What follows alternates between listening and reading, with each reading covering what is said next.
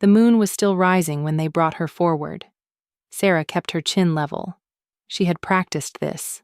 The walk, the posture, the way to carry yourself when the whole court was watching, and the whole court had already decided. Her feet were bare against the ceremonial stone, and the cold of it traveled up through her ankles and settled somewhere in her chest where warmth should have been. The bonding gown was white silk threaded with silver. It had been her mother's. She had sewn the hem herself the night before by candlelight, needle and thread, and a kind of desperate hopefulness she was not sure she would admit to anyone now. The Hall of the Moon stretched 100 feet in every direction, all dark stone and torch fire, and the pressed silk of 100 watching bodies. She could smell them before she saw them, the musk of wolves in their finery, cedar and iron and old ambition. Somewhere near the dais, someone had burned sage. It was supposed to purify the space for the bond. The smoke sat heavy at the back of her throat. High Priestess Orvain stood at the altar with her hands clasped and her face carved from something older than patience. The priestess had a streak of white through her otherwise raven hair, not from age. She claimed the moon herself had touched her once, and the mark stayed. It was the kind of claim that would be absurd from anyone else. But Orvain had eyes like still water that hid great depth, and Sarah had never once been able to look into them and dismiss the possibility. "Present the blessed," Orvain said, and her voice carried the way all things in this hall carried, off stone and torch smoke, and the held breath of a pack kingdom. Sarah stepped forward. The gold thread on her right wrist, the mark the moon had put there 3 days ago during the choosing dream, caught the torchlight and glowed faint, warm amber. Every person in the hall had seen a bonding mark before. They knew what it meant. The moon had looked at the vast tapestry of the pack world, at all the souls tangled up in their various fates, and had said, "These two." This was not ceremony. This was not custom. This was something the world itself had decided. She walked the length of the hall and she did not let herself look at the dais until she had to. When she did, she looked at him. Caius Ashbourne, Alpha King of the Ironmere Pack. The seat had been his for 6 years, taken young and held hard and never softened. He stood on the dais in ceremonial black, the wolf crown on his brow. Not an ornamental thing, but hammered dark iron with the shape of a running wolf on the front, worn as though it were a sword and not an adornment. He had the stillness of someone who had learned a long time ago not to let anything move through him in public. Wide shoulders, a jaw that could have been cut from the same stone as the hall, a scar that ran from below his left ear to the corner of his mouth, thin and silver and old. Everyone in the court knew he'd gotten it in the war that had cemented his crown. What no one knew, and what Sarah would not learn until much later, was what he had refused to do to avoid getting it. His eyes were pale gray, the color of sky before a storm decides what it wants to be. They found her face and did not move. She felt it. Not the look, the bond. A warm thread between her sternum and some invisible point in the space between them, pulling, like something was trying to close a gap it had spent years measuring. Orvain began the words of the ceremony. Sarah watched the Alpha King's face. She watched it close. She had read once that fated bonds felt different from chosen bonds, more inevitable, less comfortable, like the moon was less interested in your preference than in her own design. She had believed it intellectually and not thought she would be the one standing on the stone floor finding out. But the warmth in the thread was real. The mark on her wrist was glowing more strongly now, and Caius Ashbourne was standing on his dais with his jaw set and his eyes gone somewhere far away from her face, and Sarah felt the shape of what was coming before a word was said. "Alpha King." Orvain paused. The hall had gone the kind of quiet that had texture to it. "Do you accept the bond the moon has offered?" A beat. 1, 2, no. The word landed like a stone into still water. The ripples went out in every direction. Sarah's breath did not catch. She had her mother's years of watching her face, and her own years of learning which moments required her not to fall apart in public. Her breath kept moving. Slow. Even. She was very aware of her feet on the cold stone. The moon's bond is not a question, Orvain said, and her tone had a careful quality, like a woman choosing not to let something fracture in her hands. Alpha King, if you decline, I am aware of the consequences. His voice was a low, flat thing. No cruelty in it. No apology either. I decline. The gold thread on Sarah's wrist went dark, just like that. The warmth in her chest, that real, living, not imagined warmth, went out like a candle, in a sudden wind, and the cold of the stone floor rushed up to fill all the places it had been. She stood there for a moment that stretched. The court was very still in the way that crowds go still when they are waiting for permission to react. She could smell the shift in the air, excited copper, the bite of shocked adrenaline moving through 100 bodies. She could smell from somewhere closer a woman's perfume gone sour with satisfaction. She didn't look for the source. She didn't need to. She turned. The walk back down the hall was longer than the walk up. It always would be, she thought. She kept her spine straight. She kept her chin level. She carried her bare feet on the cold stone and her mother's dress and the dead mark on her wrist. And she did not hurry, and she did not let her face do anything that would give the court something to talk about for the next decade that wasn't already unavoidable. She reached the door. She walked through it. The cold of the night outside the hall hit her all at once. The real cold, night air and wood smoke, and the pine-dark smell of the forest beyond the palace walls. She stopped walking. She stood on the outer steps for a moment and looked at the moon, which was enormous and pale above the tree line, indifferent to what it had just set in motion. Her wrist was cold where the mark had been. She curled her hand into a fist and went inside. Her name was Sarah Voss, and she had been the head cartographer's apprentice before the moon chose her, which was the kind of thing that made for a good story but not a comfortable life. She had spent 4 years learning the shapes of territories, the way borders moved and shifted, the language of packlands drawn out in ink and scale. She was good at it. Genuinely good. Not in the way young women were sometimes called good at things as a kindness, but in the way that meant she had found the one problem her mind fit exactly, and had spent years living inside it. She could read a map the way other people read faces. She was also, by almost any measure of the court she had just walked out of, nobody. Her mother had been Packborn, a minor clan from the eastern edge of Ironmere territory. Her father had been human, a cartographer himself, which was how she'd learned, and had been dead 7 years. She had no standing, no title, no silver lineage, no old pack blood that would make the Alpha King's council nod in grudging recognition. What she had was her mother's dress and 4 years of knowing the shape of every border on the map. And the moon had looked at all of it and decided she was exactly the right person for this.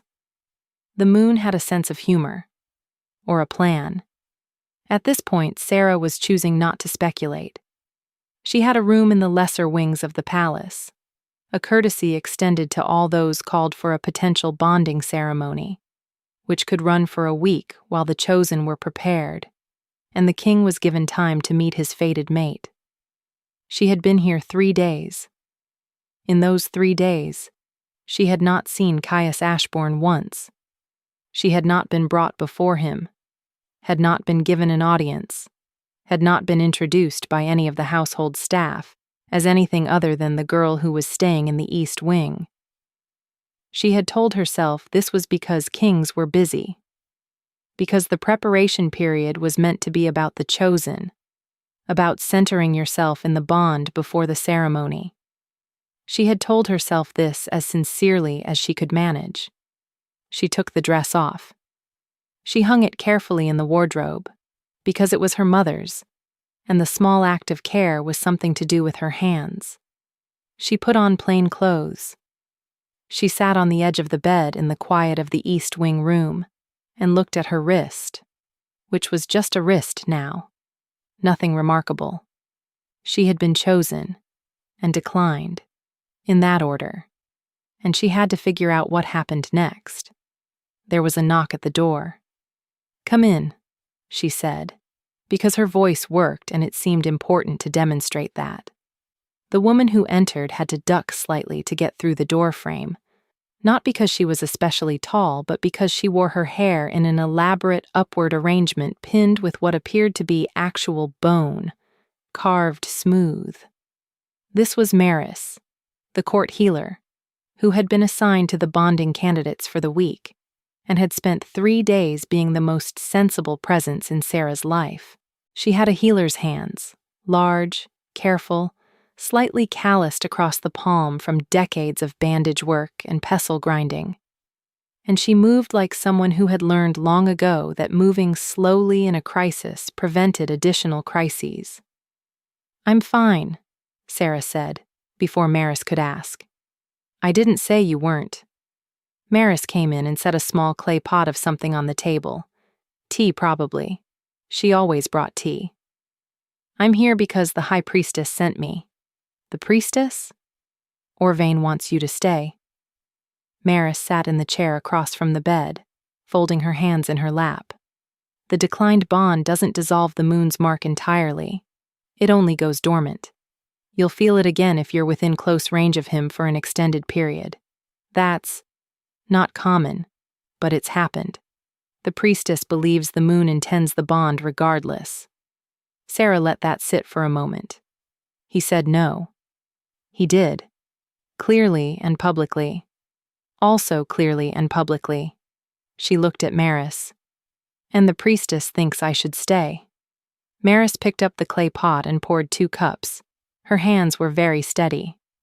"The priestess thinks the moon does not take no for an answer," she said. "And that one of you is going to have to learn to live with that. She'd prefer it not be you who has to leave the palace to figure it out." Sarah took the cup when it was offered.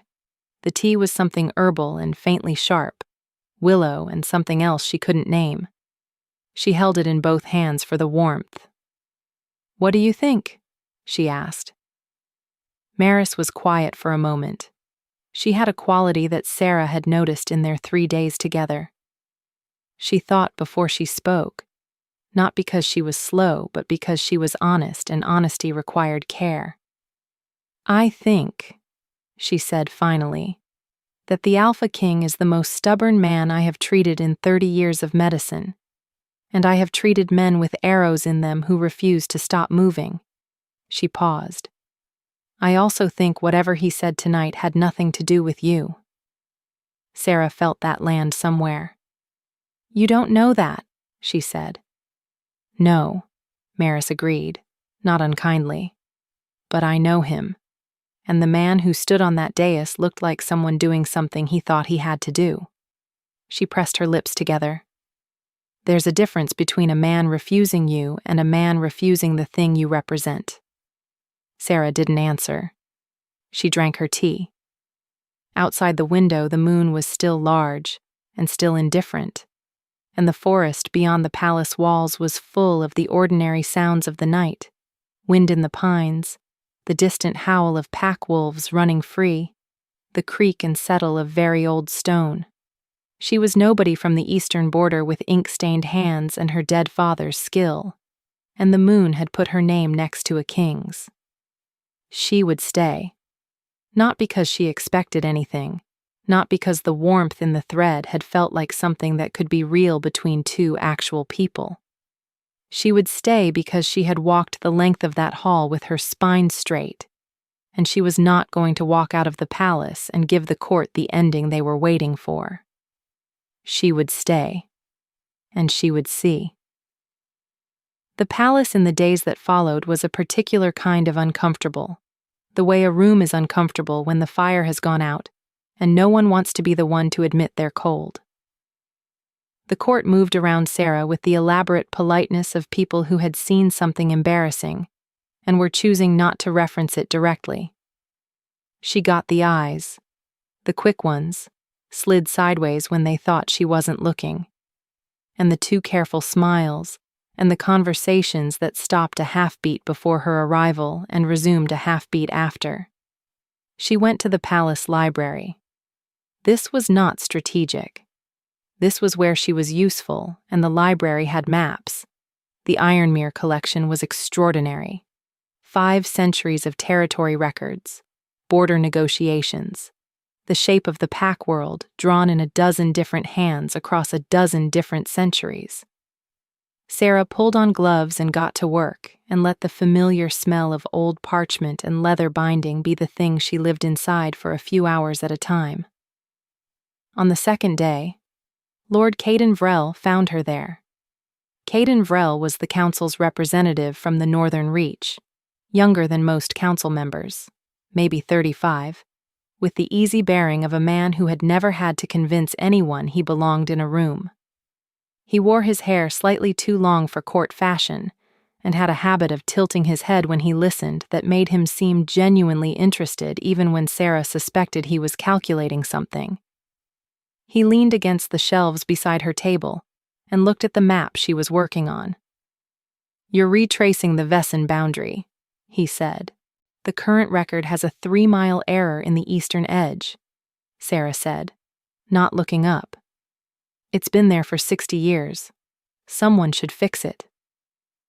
Most people would consider that above their station, given— He paused, with the careful quality of a man choosing his next words. "Given the current circumstances," she looked up then. "Most people would consider a 3-mile error in a territorial boundary a problem worth solving regardless of who solves it." He smiled. It was a real smile, she thought. Unexpected enough to be genuine rather than performed. "Fair enough." He sat in the chair across from her without asking. "I'm Caden. I know who you are. And you're Sarah Voss, the cartographer's apprentice from the eastern border." He said it without any particular edge. "You should know. There are people on the council who believe the Alpha King made a mistake." Sarah set down her pen. "You're telling me this because information is a resource, and you're currently low on it." He laced his fingers together on the table. "And because I find it interesting that the moon chose you specifically." She waited. "The Alpha King has declined 2 bonding ceremonies before this one," Caden said. "This is the first time the mark appeared on the candidate." The room was quiet except for the distant drip of rain on the library's high windows. The air smelled of old paper and cold stone and something she couldn't name. Something faintly metallic, like the moment before a decision. "What happened to the others?" she asked. "They left." He looked at her steadily. "You didn't." She held his gaze. "No." "Good," he said, and she wasn't entirely sure what he meant, but he unfolded from the chair and left, and she sat for a long time after, looking at the map with the 3-mile error, thinking about a king who had declined 3 times, and what that meant about the shape of his reasons. She saw Caius Ashbourne for the first time since the ceremony 4 days later. Not by design. She was crossing the inner courtyard with a roll of corrected maps under her arm, and he was coming from the eastern training yard with 2 of his guard at his back, and the wind shifted at exactly the wrong moment. She smelled him before she saw him. Pine resin and clean sweat and something darker under both, warm and mineral and unmistakably pack-dominant. The scent of an alpha who had been running hard and hadn't yet banked the wolf back down. It hit her wrist first, the bare skin where the mark had been. A sudden warmth like a coal that hadn't fully gone cold. She stopped walking. He came around the corner. For a half second they were simply both there. 6 feet apart in the morning cold. The maps under her arm and the wolf crown absent for once, his dark hair damp from the run. He wore practice clothes, plain, worn, a tear in the left shoulder where something had gotten him at some point and been roughly mended. He looked more human than he had on the dais, less like a king. He also looked like he had absolutely no intention of making this easy. "Voss," he said, flat, acknowledging. Nothing beyond that. "Alpha King," she said, in exactly the tone of a woman who had decided she was not interested in being the one to make this comfortable. His jaw moved. A slight thing, a muscle working and then settling. "You're still here?" "Yes." "The priestess." "The priestess," she agreed. His eyes dropped to her wrist, to the bare skin where the mark had been. Something moved through his expression too quickly for her to catch it, gone before she could name it, like a shape in deep water. "You should leave," he said. "The palace. The situation is awkward," she offered. "Complicated." "I'm a cartographer's apprentice," she said. "I've spent 4 years living inside complicated territorial situations. I'll manage." His jaw did the thing again.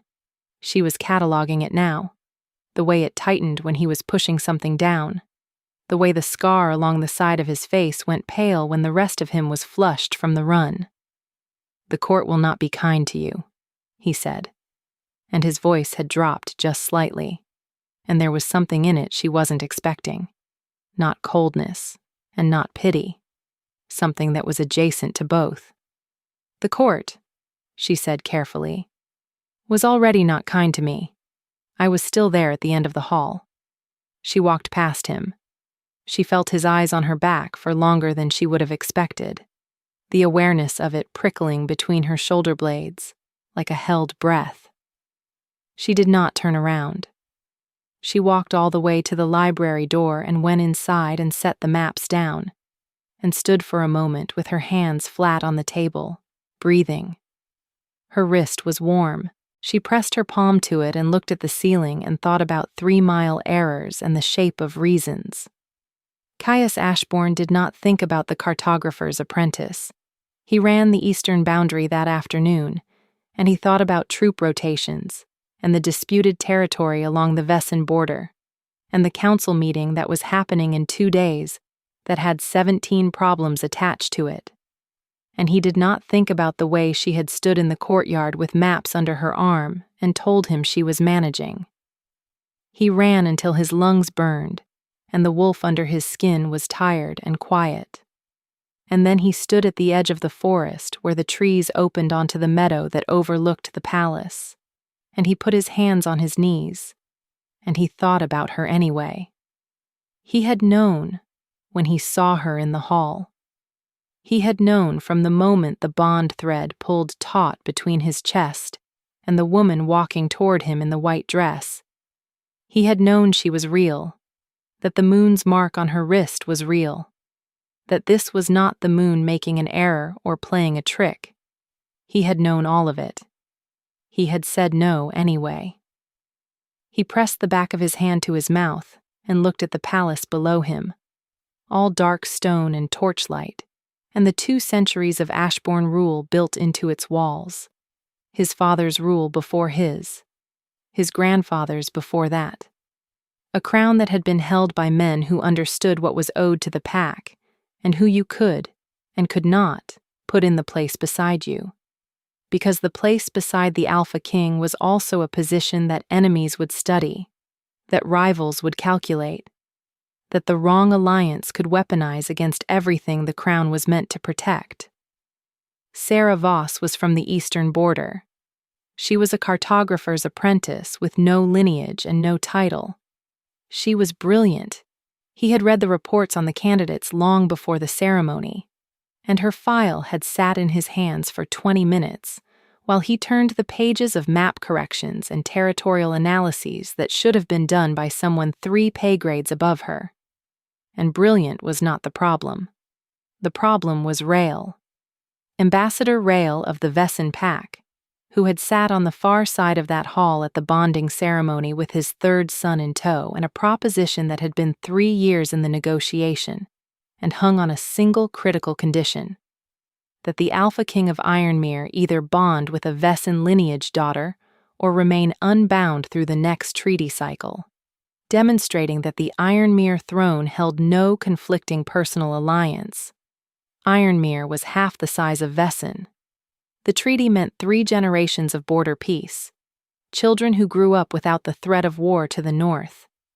He had stood on the dais with the bond pulling at his chest and the knowledge of what he was choosing, and he had said no, because the alternative was 30,000 people in the northern territories who needed the treaty more than he needed, more than he wanted. He stopped that line of thought. It didn't matter what he wanted. He was a king.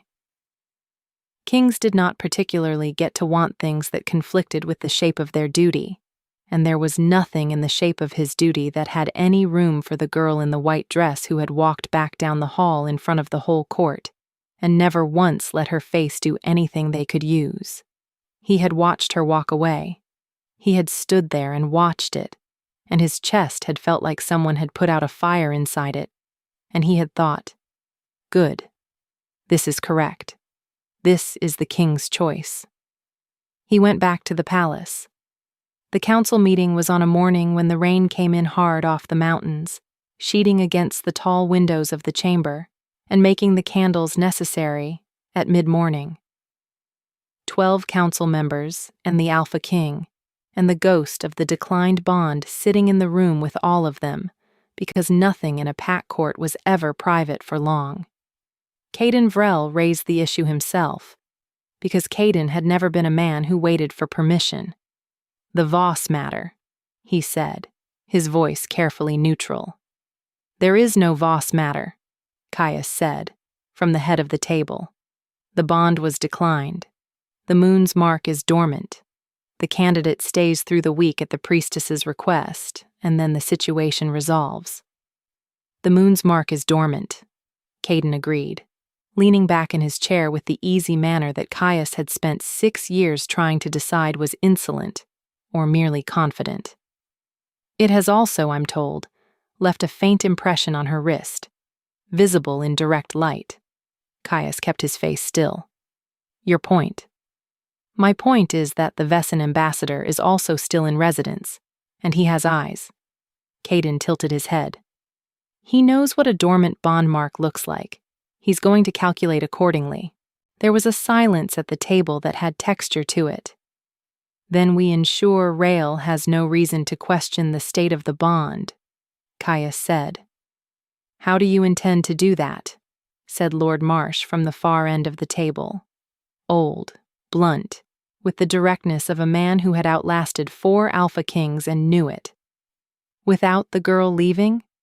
She stays until the priestess releases her. It's custom." Caius looked at Marsh. "And she is not a complication. She is a citizen of this pack who the moon chose, and the situation has placed in a difficult position. She will be treated with courtesy." There was another silence. This one had a different texture. Caden said nothing, but Caius felt the look across the table, a considering, steady thing that he chose not to return. The meeting moved on. He kept his face still through all of it, and he did not think about the way her eyes had been, in the courtyard, when she told him she would manage. The jealousy arrived at Sarah like a wound she hadn't seen coming. She had not expected to feel it. She had told herself, she was good at telling herself things and fairly good at believing them, that the bond was dormant and her wrist was cold, and Caius Ashbourne was the man who had said no in front of 100 people, and she was here in this palace on a priestess's request, not on hope.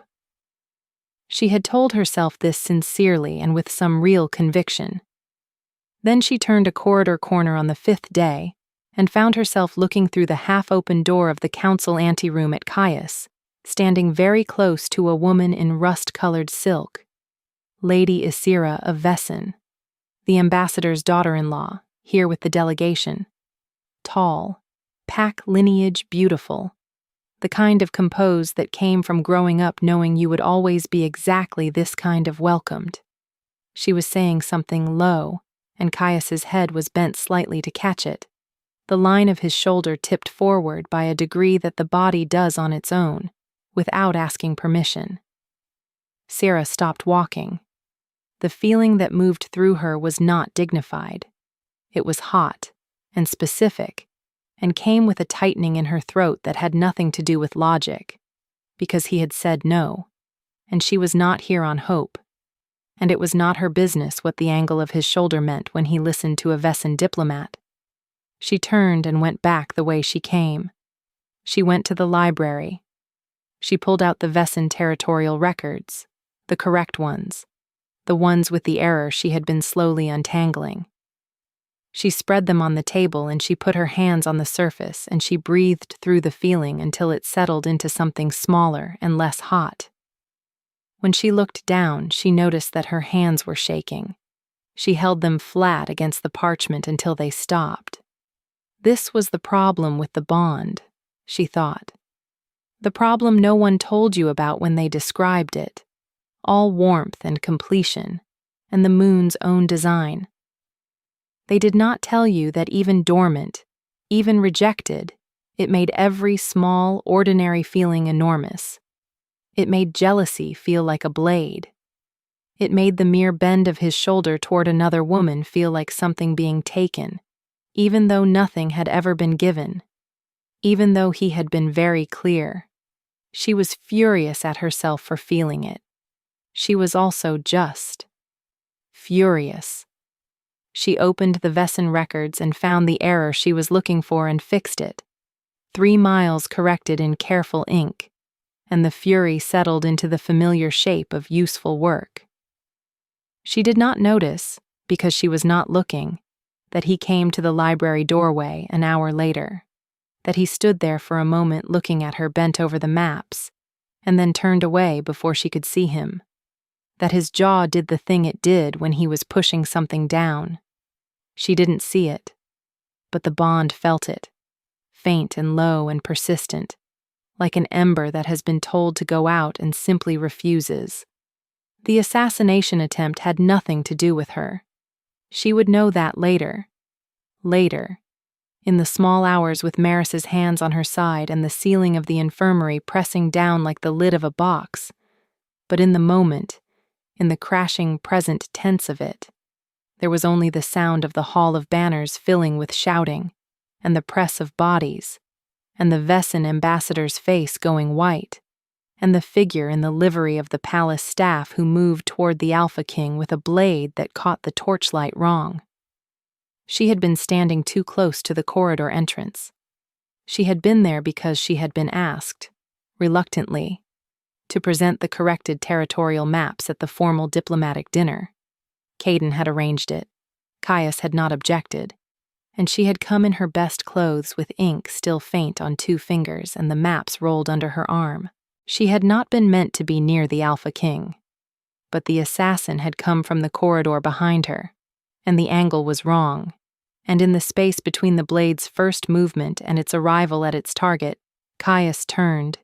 He had heard something, the shift of weight, the held breath, some predatory sense firing before the conscious mind caught up, and his body moved, and her body moved, and the blade found her instead.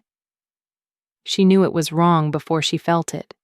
She knew from the sudden stillness of the hall, from Caius's face in the instant before the pain arrived. Something cracking open in it. Something she had no framework for. Something that looked like the world ending. Then the pain arrived and she stopped cataloging his expression. She went down. The stone floor was cold. She knew that with remarkable clarity. Her palm hit it, and the cold traveled up her arm, and the hall was very loud now, all shouting and the crash of the king's guard moving, and someone was kneeling beside her saying her name. Not Maris, not Caden. A voice she had been cataloging for 5 days without meaning to. Low, flat, stripped of every performance. Sarah. Just that. She turned her head and he was there, on the floor beside her, and the wolf crown had been knocked off in the commotion, and his hair was fallen forward and his face was… She did not have a word for it. She had been good her whole life at reading what people were not showing, and she could not read him now because he was not hiding anything at all. "Doesn't hurt that much," she said, which was a lie, but she was constitutionally opposed to being pathetic in public. His jaw worked. He pressed his hand to her side, over the wound, and the pressure was steady and careful, and the warmth of it traveled through all the layers of silk and pain. "Don't talk," he said. "I have maps," she said, because her mind was doing strange things and it seemed important to communicate this. "Don't let anyone lose the maps. Sarah." He said her name again, and it had a different quality this time, a rougher one, an almost fractured one, the voice of a man holding something closed by willpower. She let herself look at him. "I'm fine," she said, and his expression did something complicated and pained. "You're not fine," he said. "You're…" He stopped. His hand pressed harder, careful and steady and deliberate. "You're not fine." She let her head fall back against the cold stone and looked up at the ceiling of the Hall of Banners, which was very high and carved with the shapes of running wolves, and thought about the fact that she was bleeding on the floor of the king's palace, and the king was kneeling beside her, and that his hand was warm, and that the mark on her wrist had come back, not the gold thread, deeper than that. A warmth that started at her wrist and moved up her arm and settled in her chest in the place where the thread had been, and she could feel him through it. Not words, not clear thought, but feeling, raw and unguarded, the way the bond carried what the face refused to show. Fear. She felt his fear. She closed her eyes. She heard Maris arriving. She heard the efficient sounds of the healer at work. Maris's voice clear and commanding above the noise of the hall, and she felt herself being lifted, and she did not know how much time passed before she was somewhere quieter, and the cold was replaced with the warmth of the infirmary and Maris's hands were working, and the pain had been given something to make it less. But through all of it, she kept feeling him. Maris worked for 2 hours. The blade had not hit anything vital, had missed the liver by a margin that Maris described as enough, but barely, and had cut clean, which was the best thing you could say about a wound like this. Clean cuts healed. Maris packed it and stitched it with the particular focused silence of a healer who was angry, but not about to let that affect her hands. She had seen the way the Alpha King had carried Sarah to the infirmary himself, had refused to hand her off, had stood at the door after Maris made him wait outside with a look on his face that Maris had never seen in 30 years of treating him. She left him waiting for a while, not out of cruelty. She had work to do, and she thought, in the pragmatic way of a woman who had stitched together more fractured things than bodies, that an hour standing outside the infirmary door with his hands empty was probably the most honest thing Caius Ashburn had let himself feel in years. She came out when Sarah was sleeping and the wound was dressed and the fever was manageable. He was still there. He had not sat down, which she might have predicted. He was standing with his back against the corridor wall and his arms folded and his head bent, and he looked up when she came out with eyes that were not red, because pack wolves didn't weep easily in public, and he would not permit himself that anyway. But something in them had gone raw. "She'll live," Maris said, because she was not a woman for ceremony. He closed his eyes for a second, opened them. "The assassin," he said. "Your guard are handling it. That's not my department." His jaw worked. She was… The blade was meant for me. Yes. She shouldn't have been near. I should have sent her from the hall before the… He stopped, his hands folded against his arms pressed inward. Maris looked at him for a long moment. "You can go in," she said. She's sleeping, but you can go in." He looked at the door. Something moved through him. She could see the cost of it in his face, the years-long habit of not allowing himself this kind of thing pressing against the reality of what was on the other side of a door he had put up himself. He went in. Caius stood inside the door for a long moment and let his eyes adjust to the infirmary's softer light. The bed was against the far wall, low and wide, with heavy wool blankets and the smell of healer's herbs thick in the air, camphor and yarrow, and something bitter under both. Maris kept the infirmary at a particular warmth. She had strong opinions about temperature and healing. He had been treated here 3 times, and he had fought her on the temperature all 3 times, and she had ignored him with magnificent consistency. Sarah was smaller in the bed than she had seemed anywhere else. He walked to the chair beside her and sat down. His back ached. He had been standing since they brought her in, which was not nothing. He didn't give the ache much attention. He leaned forward with his elbows on his knees and looked at her face, which was unguarded in sleep in the way faces always are. The work of maintaining a particular expression undone by the simple fact of unconsciousness. He noticed, as he had noticed from the beginning and filed away without allowing himself to think about it, that she had a scar of her own. A small one, high on her right cheekbone, the kind you got from something sharp and careless in childhood. He noticed the ink stains that Maris had not entirely gotten off her right fingers, pressed against the blanket. He noticed the way her breath moved the blanket over her ribs, slow and even. His own chest was doing something it rarely did, something uncontrolled, something that had started when he turned and saw the blade moving and the angle wrong, and had not stopped. He reached out. He stopped himself before he touched her.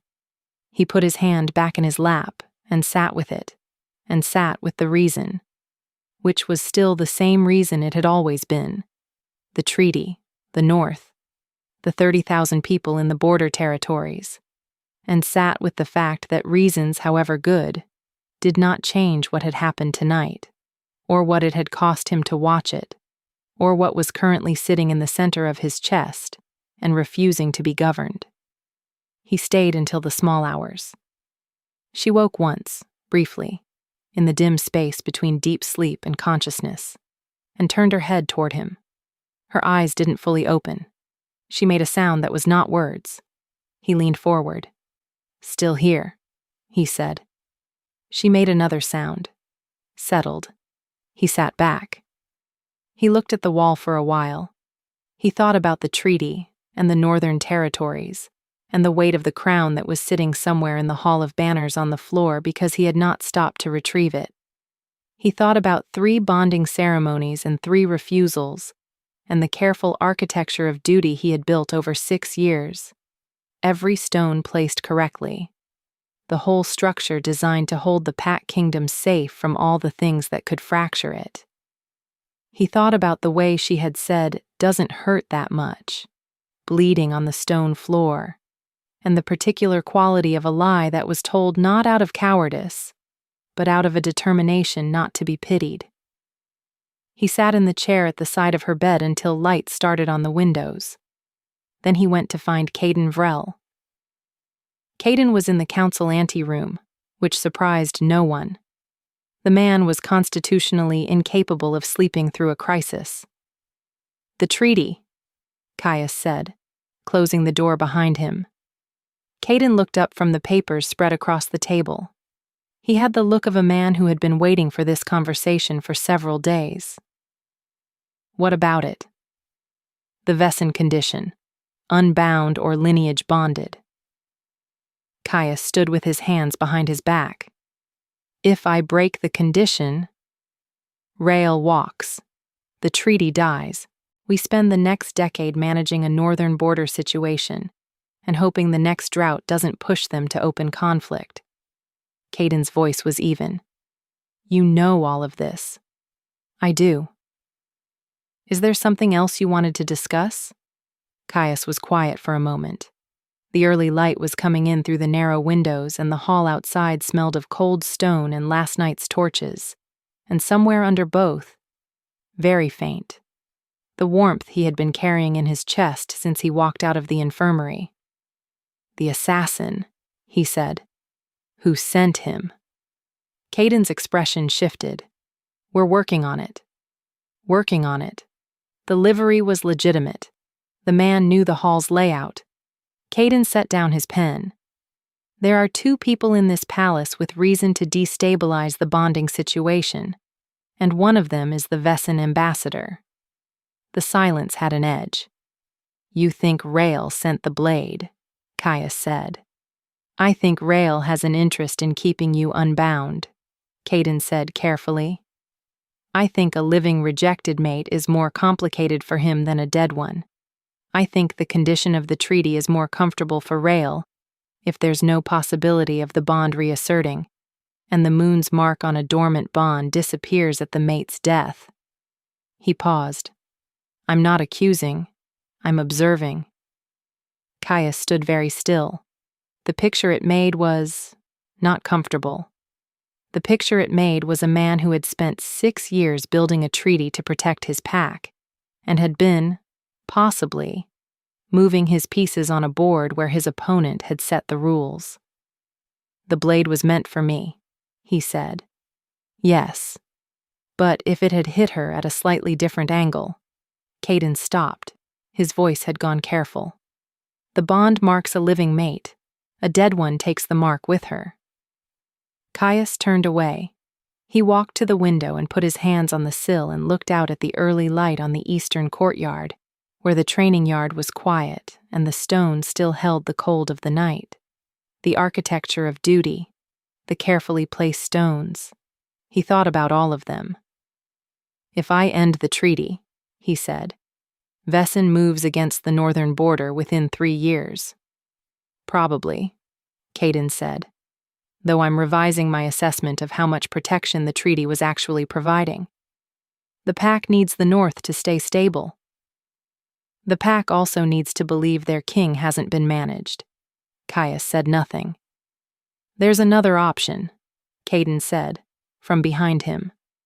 His voice was quiet now and careful, the voice of a man who had thought about this before and was choosing when to say it. "Rael's condition is that you be unbound, but a completed fated bond between the Alpha King and his moon-chosen mate is not a personal alliance. It's a pact covenant. It's older than the treaty. It changes the political calculus entirely." He paused. "I've been reading the old precedents." Caius turned. Caden was looking at him across the table with the steady quality of a man who had decided something and was waiting to see if the other person was going to catch up. "You've been reading the old precedents," Caius said. "Since the night of the ceremony," Caden said, unapologetically. Caius looked at him. Something in him wanted to be angry at this, at the presumption of it, at the shape of where it was pointing. He found he could not be. The anger wouldn't hold. "She almost died," he said. "I know. For a treaty that may have been designed to keep her from me. That's not confirmed." "No." Caius looked at the window again, at the light on the courtyard. "But it's the shape of it." He straightened. He felt, underneath everything, the pull, that quiet, constant pull that had been there since the ceremony, lower than thought, more persistent than reason. The bond had been patient. The bond was still patient. It had been waiting through all of it with the kind of certainty that belonged to things older and larger than kings. "I need to talk to her," he said. Caden nodded once. "I'd imagine you do." Sarah was awake. She had been awake since the first gray light, which was the body's way of insisting on its own continuation regardless of what the person attached to it might prefer. She hurt, in the specific and undeniable way of a real wound. A deep ache through her side when she breathed, sharper when she moved, manageable if she lay still and directed her attention elsewhere. She directed it at the ceiling, which was plain plaster and offered no particular assistance. She thought about the Hall of Banners, the figure in the livery, the moment before the pain. She thought about Caius's face when she looked up at him from the floor. She pressed that particular image down before she could do anything with it, because she was a practical person, and the feeling attached to it was not practical. But she pressed it down the way you press down something that is still moving, and the effort required was its own information. The door opened. She did not particularly need to look to know who it was. She could smell him in the doorway, pine and warm skin, and that deeper, darker thing that was specifically him, that she had been cataloging without intending to since the first moment in the courtyard. The bond moved in her chest like something turning over, slow and certain. She looked anyway. He came in and stood at the foot of the bed, not in the chair. She noticed he was not wearing the crown. She noticed the tear in his shoulder from yesterday's practice clothes was gone. He'd changed. His face had the quality of a man who had been up all night deciding something and had arrived at it. "How are you feeling?" he said. "Better than last night," she said, which isn't saying much. He looked at her. The words seemed to cost him something. She watched the preparation, the way he drew in a breath. "I owe you an explanation." She held his gaze. "You don't owe me anything." "I do." His jaw worked. "The ceremony. The rejection. There is. I had a reason that wasn't about you. I need you to know that." She was quiet. "The Vesson Treaty." He said it flat, the way you say the name of a thing you've been carrying a long time. "The condition was that I remain unbound through the treaty cycle. A king without a personal bond poses no lateral alliances, no conflicting loyalties. The northern border, the stability of the pack. I made the calculation." She looked at him. She felt the words settle into the framework she had been building since Maris's first night visit, since Caden and the precedents, since the dormant warmth that had never quite gone cold. The shape of it was cleaner now. Still hurt, but clean. "You were protecting the pack," she said. "Yes." "You didn't tell me that." "No." "You let me walk back down that hall not knowing." "Yes." He looked directly at her, the gray eyes steady and stripped. I should have found a way to tell you. I did not. I thought clarity was the kinder option. I was wrong." She considered that. "Caden thinks Rail may have sent the assassin," she said. Something moved across his face. "I know. He wanted the mark gone. That is the current working theory." His voice was controlled, but under it, she felt it, under it through the bond, was something that was not controlled at all. Hot and clean and very old. The emotion of an apex predator who has understood a threat to something he considers his. She looked at her wrist. The mark was still there, back since the blade had found her, faint gold against her skin, barely visible in direct light. Not the same as before, not the full ceremony bond, but there. "Caius," she said, his name, first name, which she had not used before. He went very still. "I need to ask you something," she said, "and I need you to be honest." He waited. "If the treaty weren't a factor," she said, "if there was no rail, no condition, no northern border calculation, would you have accepted it? At the ceremony." The room was very quiet. He looked at her for a long moment. Outside, she could hear the palace beginning its morning. Distant voices, the sound of training in the east yard, the ordinary business of a kingdom continuing itself. She waited. "Yes," he said. One syllable. No decoration. She exhaled. "Okay," she said. He looked at her like she had said something unexpected. "Okay. I'm not forgiving everything tonight," she said clearly. You made a choice that cost me something. That takes time. I'm not. She stopped and steadied and looked at him. But I needed to know if the rejection was about me, and it wasn't. It was never about you, he said, and his voice had dropped and it wasn't flat anymore. It was rougher. The private voice of a man who has been hiding something and has put it down. I know that now. She looked at the ceiling for a moment, then back at him. The treaty needs to be renegotiated. The precedents Caden found. I know about the precedents. Something shifted in him. A warmth in the chest she could feel through the bond. A complicated mix of grief and relief that was not her feeling, but was in her anyway. Because the bond carried what words couldn't. When I'm not bleeding, she said, I want to see those maps, the Vesson territorial records. Something in the eastern boundary has always looked wrong to me. His jaw worked, and then, for the first time, the absolute first time, she saw his face do something she had not catalogued before. He almost smiled. It was small. It was there and gone. But it changed the lines of his face, the scar along his jaw going softer for a fraction of a second, the gray eyes warming past the storm threshold. When you're not bleeding, he said. That's the condition, she said. He sat in the chair. The fever came that afternoon, which Maris had predicted with the grim accuracy of someone who had been waiting for it. It was not dangerous. She had been absolutely clear about that. Even when Sarah's temperature climbed, and the infirmary took on the thick, close feeling of a place being kept very warm. But it was miserable. Sarah existed inside it for about 30 hours, hot and strange and occasionally speaking about maps in a way that she did not remember afterward. She would be told later that Caius did not leave the infirmary for the duration. She would be told this by Maris, in the flat tone of a woman reporting a fact, because Maris did not editorialize but also did not withhold relevant information.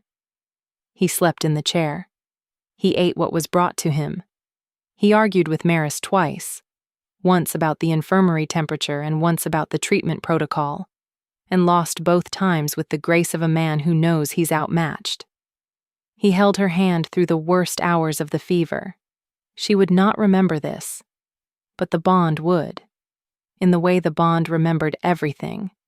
Filing it in the deep, warm place below, thought that was connected to all the things the body knows before the mind catches up.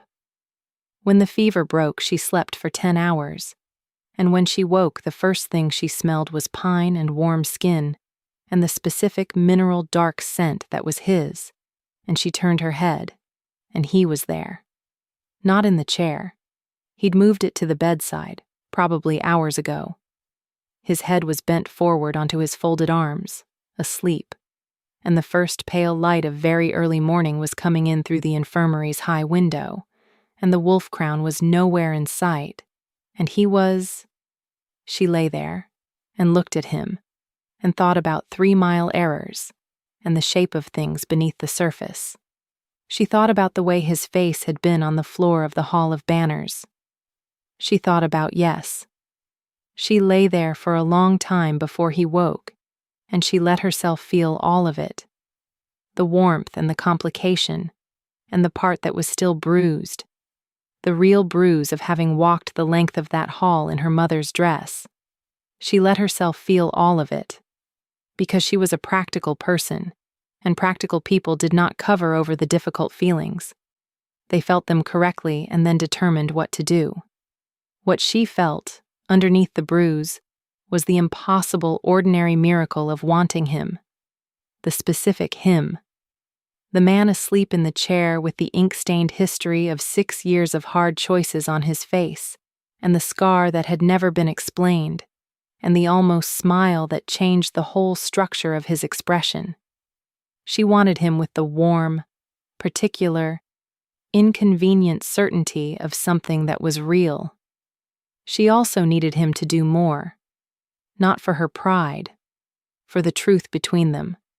Because he had made a choice, and choices had to be answered for, and the answering was part of the bond as much as the warmth. He stirred, lifted his head, found her face immediately, which was something she filed away with the care of a woman cataloging a man who had not known he was being catalogued. "You're awake," he said, rough with sleep and something else. "So are you," she said. He straightened in the chair, running a hand across his face. He looked undone, in a small and specific way, the careful arrangement of the public king worn away by 2 days of an infirmary chair. He looked like someone she could know. "How is the pain?" he said. "Better." She pushed herself up slightly on the pillow. Her side pulled and she allowed her face to acknowledge it briefly, and then set it aside. "How is the palace?" "The palace is still standing. High bar." He looked at her, and the almost smile was there again. There and gone. A comma in the sentence of his expression. "Caden is handling the Vesson situation. The ambassador has been asked to extend his stay pending the investigation. And Rael is cooperating." His voice had a quality on the word that suggested cooperation and its presence under duress. "We have enough to question the treaty's basis of good faith. The precedents Caden found may be enough to restructure the condition entirely." "The Pact Covenant precedent," she said. "Yes." She looked at him. "If that goes through, the northern border becomes a different calculation." He met her eyes steadily, one with different variables. She let the implications sit in the air between them. She could feel him through the bond, that warmth, that controlled but not quite controlled thing under the even voice. She could feel it wanting, and she wanted to meet it, and she wanted him to do the work of getting there. "I need to sleep more," she said. He nodded and stood. "Caius." He paused. She looked at him in the morning light. "When I'm recovered, and the treaty is sorted, and I've decided whether you've done enough." She watched his face. "There's something I want to show you, in the Vesson maps. There's a pattern I've been seeing that I think matters." He looked at her. Something moved through him, through the bond and across his face both. The layered response of a man receiving something under the ordinary words. "All right," he said. She lay back and closed her eyes. The treaty negotiation took 9 days. Sarah watched pieces of it from the infirmary and later from the library, which Maris permitted in carefully monitored increments, once the wound was past the critical phase. 1 hour, then 2. Then a careful half-day in which she sat at the large library table and spread the Vesson maps and worked. Caius sent Caden to consult with her twice, and came himself once, standing at the table beside her while she walked him through the eastern boundary issue in the methodical way she explained things she knew well. From the ground up, no shortcuts, every step earned. He asked good questions. She had not expected that. She had mapped him as a king, good at commanding, comfortable with large decisions, and probably accustomed to having information delivered in summary. He was not like that in the library. He leaned over the maps with the focused attention of someone who wanted to understand the actual material, and he asked questions that pushed into the detail, and he listened to the answers. She gave him the eastern boundary analysis. He read it. He looked up. "This changes the entire eastern approach vector," he said. "Yes," she said. "The 3-mile error isn't an error, I think. I think it was a deliberate misrepresentation sometime in the last 60 years. Someone moved the boundary on the Vesson side and no one caught it because no one went back to the original surveys." She laid her hand on the oldest map in the pile. "Rael's family has held that piece of territory for 4 generations, built 3 fortifications on it." Caius was quiet for a moment. "That's leverage," he said. That's a conversation that significantly rearranges who owes what to whom, she said carefully. I'm a cartographer's apprentice. What you do with it is above my— Don't, he said. She looked up. Don't reduce what you've done, he said, flat and direct.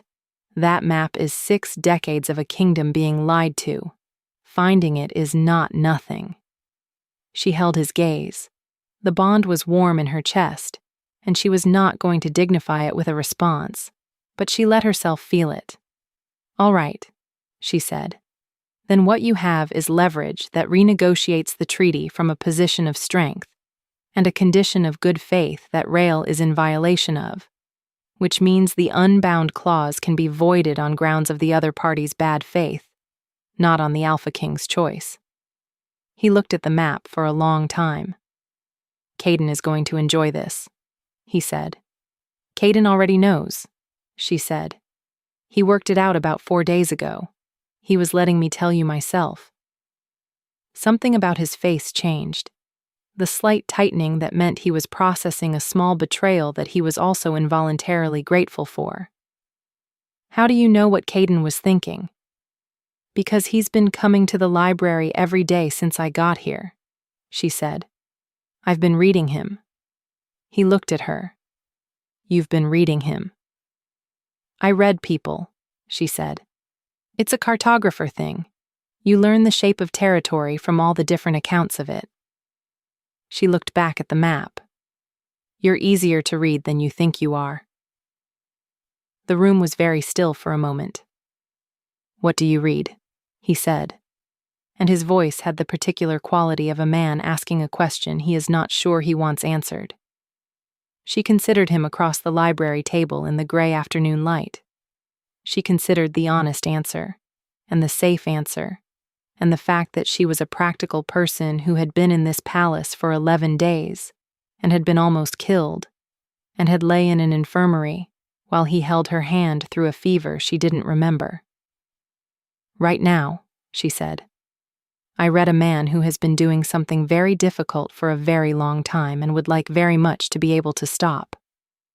His throat moved, his jaw was very still, and someone who is trying to figure out, she continued, whether I'm going to make him say it in words or whether the bond is enough. Silence. Say what? He said. Not like he didn't know, like he wanted to hear the shape of it. That you want this, she said. That you want the bond, not duty, not the treaty calculation. That you— She stopped. She looked down at the map for a moment and then looked back up at him. That you stayed in that chair for 2 days not because it was your obligation. He looked at her for a long time. The gray of his eyes was a full storm now, nothing ambiguous about the weather. You know the answer, he said. I want you to say it. Sarah. Her name in his mouth, low and real. The private register she had only heard twice before. I want the bond. I want you. I've wanted both of those things since the moment I turned in the hall, and you were walking toward me. And I have spent 11 days being very careful not to let that be the thing that I put ahead of the treaty and the northern border, and the 100 other obligations that are— He stopped. His hands on the map table were flat and still. All of those obligations are real, and they have not, since the ceremony, made the wanting smaller. She breathed. Okay, she said, for the second time. He exhaled once, sharp and quiet, like a thing he had been holding for a long time. Still not forgiving everything tonight, she said, because it was true, and she needed it said. I know. He looked at her steadily. I'll earn it. That's a significant commitment for a man who avoids them, she said. The almost smile arrived. This time it didn't leave quickly. It stayed, changing the whole landscape of his face, and she memorized it with the care she gave to things that mattered. I'm learning, he said.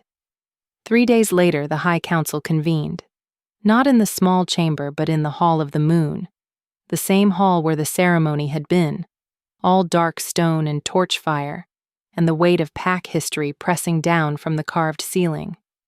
Rael was present, because he had been asked to be, because what was about to happen required witnesses.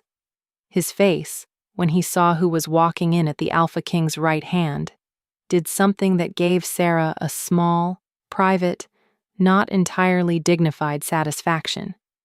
She was in charcoal gray, not a gown. She'd borrowed clothes from Maris's practical wardrobe.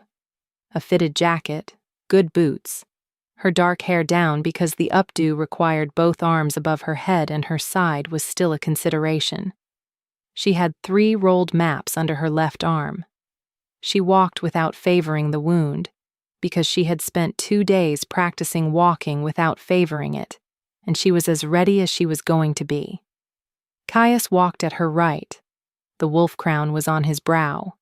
He wore full ceremonial black, the formal court version, the scar silver along his jaw, the bearing of a man who was very comfortable being looked at and choosing exactly what people saw. He looked like a king. He also, in the way she had learned to read him, looked like a man who had made a decision and was done calculating the cost. The council was seated. Caden was at the table with papers spread in front of him, and the calm of a man who had been waiting for this moment for considerably longer than anyone else knew. Orvain stood at the altar at the room's far end. She had been summoned, which meant this was not just a council meeting. The high priestess's eyes found Sarah across the hall and held for a moment, and in them was the still water quality that might or might not have been the moon's own recognition. Rael sat with his hands on the table and his face arranged carefully.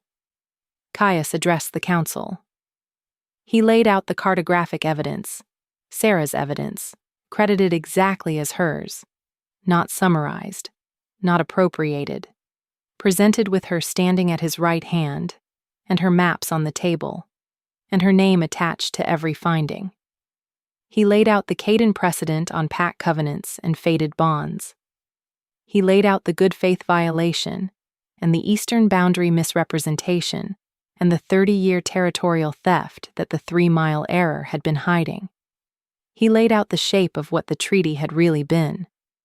Rael's face went through several interesting configurations during this portion of the proceedings. Then Caius stopped. He looked at the council. He looked at Orvain at the far end of the hall. "I am ending the current treaty negotiation," he said. "The Vesson Pack will be invited to renegotiate in full, with corrected territorial records, on a basis of verified good faith. Any future agreement will not include conditions on the Alpha King's personal bond." He paused. "The moon's choice is not a bargaining position." The hall was very quiet.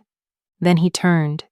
He turned to her, in front of the council, in front of Rael and his calculation, in front of Orvain and the altar and the memory of the ceremony, in front of everyone who had been in this hall when she walked back down it alone. His eyes found hers, gray and fully clear, no storm, nothing held back. He went down on one knee. The hall made a sound, a collective inhale, the sharp breath of 100 people recalibrating everything at once. Council members and guards and the Vesson delegation and the priestess with her still water eyes. "Sarah Voss," he said. His voice was low, but the hall carried everything, always. "I refused you in front of this pack and I walked you into the worst night of your life with a reason I should have found a way to give you. I am sorry." He looked up at her. "The bond the moon offered, I'm asking for it. Not as a treaty calculation, not as a strategic position." He paused, and the pause had weight, and the hall held its breath around it. "Because you walked back down this hall with your spine straight and your face still, and I have not stopped thinking about it since, and I have been sitting in a chair next to your infirmary bed for 2 days, and the truth is I would sit there for 2 more years if you needed me to." Sarah looked down at him. She felt the bond in her chest. Not the dormant ember, but the full gold thread, warm and alive and pulling, the moon's design making itself known. She was very aware of the hall around them. She was aware of Rael's face and the council's stillness, and Caden's carefully neutral expression that failed to cover the satisfaction underneath it. She was aware of Orvain's hands unclasping.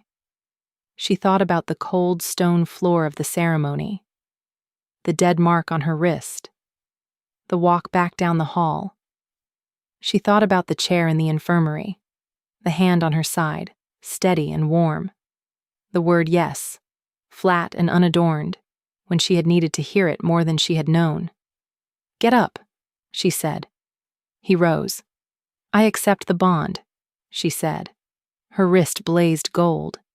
His went gold at the same instant, both marks, full and bright and the same exact shade, burning warm in the torchlight. The priestess made a sound from the altar that was not words. Sarah felt the thread between them close completely, warm and real and enormous, like a door swinging open into a room that had always been there. His hand came up, his thumb pressed against the inside of her wrist, against the new bright mark, and the warmth of it moved through her entire body. She looked at him. He looked at her with the expression she had been waiting to see, the one that was not hidden and not performed, and not the careful mask of a man who has learned not to show anything in public, just him. Just the specific, gray-eyed, exhausted, tender man who had been sitting in a chair for 2 days and would have stayed longer, who had made a terrible choice for real reasons, and was in the slow business of earning his way back from it. She saw all of it. The hall around them had erupted. She could hear it, the voices breaking loose from that collective held breath, the council and the pack shifting and reacting, Rael's cold expression doing something she was too occupied to catalog. "I have maps to show you," she said. Something broke through his face. The almost smile became a real one, full, unguarded, the smile of a man who had forgotten he owned one. And it transformed him, and she filed it away in the deepest part of what the bond carried, and she knew she would carry it there for the rest of her life. "Later," he said. He put his hand against her jaw, careful of her wound, not asking permission in words because the bond was asking and answering all at once, and he kissed her in the Hall of the Moon in front of the full council, and the Vesson delegation, and the high priestess and the carved running wolves on the ceiling, and the gold marks on their wrists burned bright enough that the people nearest them shielded their eyes. Orvain's voice rose above the hall's noise, clear and carrying. The words of the bond sealing. Old words. Older than the Pack Kingdom. Old as the moon herself. Sarah heard them land in her chest like water into still water, spreading out in rings she could feel through her whole body. She heard Caden somewhere behind her laugh. A genuine laugh. Quiet and satisfied. The laugh of a man who had been reading precedents for 11 days and had turned out to be right. She heard the hall settle into a different kind of stillness than before. The held breath kind was gone. This was the kind that came after a thing had finally been said that had been sitting in the room so long that saying it was a relief to everyone present. She looked at him. He looked at her. The bond was warm and wide and fully open between them now. No dormant ember, no careful distance, and through it she felt the full shape of him, the complexity of it, the history and the hardness, and underneath all of that, the specific tender thing that had been sitting in the chair at her bedside and would have stayed. She felt all of it, and she let it be real. "The maps," she said again, against his mouth. "Later," he said again. But later, when they left the hall with the bond seal still warm on their wrists, and the whole court rearranging itself around the new shape of things, he would ask her to show him every one of them, and he would stand at the library table beside her in the cold morning light, shoulder to shoulder, and he would learn the language of borders the way she had taught it to him. From the ground up, no shortcuts, every step earned. And she would teach him the 3-mile error, and he would teach her the cost of a crown.